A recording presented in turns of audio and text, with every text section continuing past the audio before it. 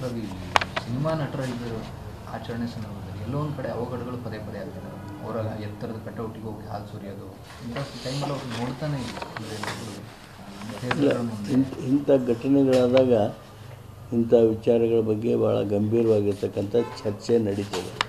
ನನಗೆ ಮುಂಜಾನೆನೂ ಮಾತನಾಡಿರ್ತಕ್ಕಂಥವ್ರು ಇಷ್ಟು ಎತ್ತರದ ಕಟೌಟು ಹಿಂಗೆ ಹಂಗೆ ಇವು ಭಾಳ ದೊಡ್ಡ ದೊಡ್ಡ ಮೆರವಣಿಗೆಗಳು ಇವುಗಳ ಬಗ್ಗೆ ಸ್ವಲ್ಪ ಏನಾರ ನಿಗಾ ವಹಿಸಬೇಕು ಅಂತೇಳಿ ಅನ್ನುವಂಥ ಸಲಹೆಗಳು ಬರ್ತಾಯಿವೆ. ಸಹಜ ಇಂಥ ಒಂದು ಹೃದಯಕ್ಕೆ ಭಾಳಷ್ಟು ನೋವು ತರುವಂಥ ಘಟನೆಗಳಾದಾಗ ಈ ರೀತಿ ಚಿಂತನೆ ಬರ್ತಾವೆ. ಸರ್ಕಾರ ತಾವೇನು ಸಲಹೆ ಮಾಡಿದ್ರಿ ಆ ದಿಸೆಯೊಳಗೆ ಚಿಂತನೆಯನ್ನು ಮಾಡ್ತೀವಿ.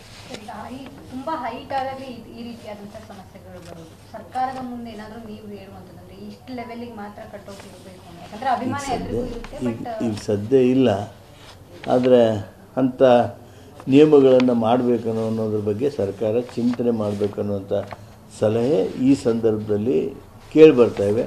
ಅದ್ರ ಬಗ್ಗೆ ಚಿಂತನೆ ಮಾಡ್ತೀವಿ. ರವಿ, ಸಿನಿಮಾ ನಟರ ಇದು ಆಚರಣೆ ಸಂದರ್ಭದಲ್ಲಿ ಎಲ್ಲೋ ಒಂದು ಕಡೆ ಅವಘಡಗಳು ಪದೇ ಪದೇ ಆಗ್ತದೆ. ಅವರ ಎತ್ತರದ ಕಟೌಟಿಗೆ ಹೋಗಿ ಹಾಲು ಸುರಿಯೋದು, ಇಂಥ ಟೈಮಲ್ಲಿ ಅವ್ರು ನೋಡ್ತಾನೆ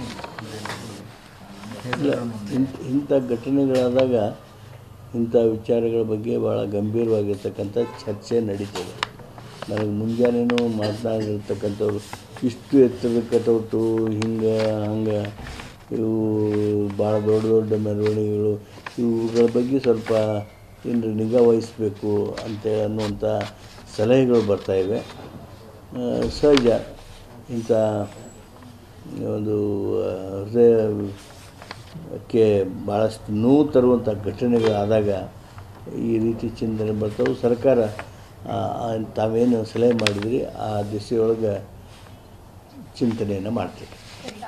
ತುಂಬ ಹೈಟ್ ಆದಾಗ ಈ ರೀತಿಯಾದಂಥ ಸಮಸ್ಯೆಗಳು ಬರೋದು. ಸರ್ಕಾರದ ಮುಂದೆ ಏನಾದರೂ ನೀವು ಹೇಳುವಂಥದ್ದಂದರೆ ಇಷ್ಟು ಲೆವೆಲಿಗೆ ಮಾತ್ರ ಕಟ್ಟೋಕೆ ಇರಬೇಕು ಯಾಕಂದರೆ ಅಭಿಮಾನ ಎಲ್ರಿಗೂ ಇರುತ್ತೆ. ಬಟ್ ಈಗ ಸದ್ಯ ಇಲ್ಲ, ಆದರೆ ಅಂಥ ನಿಯಮಗಳನ್ನು ಮಾಡಬೇಕನ್ನೋ ಅನ್ನೋದ್ರ ಬಗ್ಗೆ ಸರ್ಕಾರ ಚಿಂತನೆ ಮಾಡಬೇಕನ್ನುವಂಥ ಸಲಹೆ ಈ ಸಂದರ್ಭದಲ್ಲಿ ಕೇಳಿಬರ್ತಾಯಿವೆ. ಅದ್ರ ಬಗ್ಗೆ ಚಿಂತನೆ ಮಾಡ್ತೀವಿ.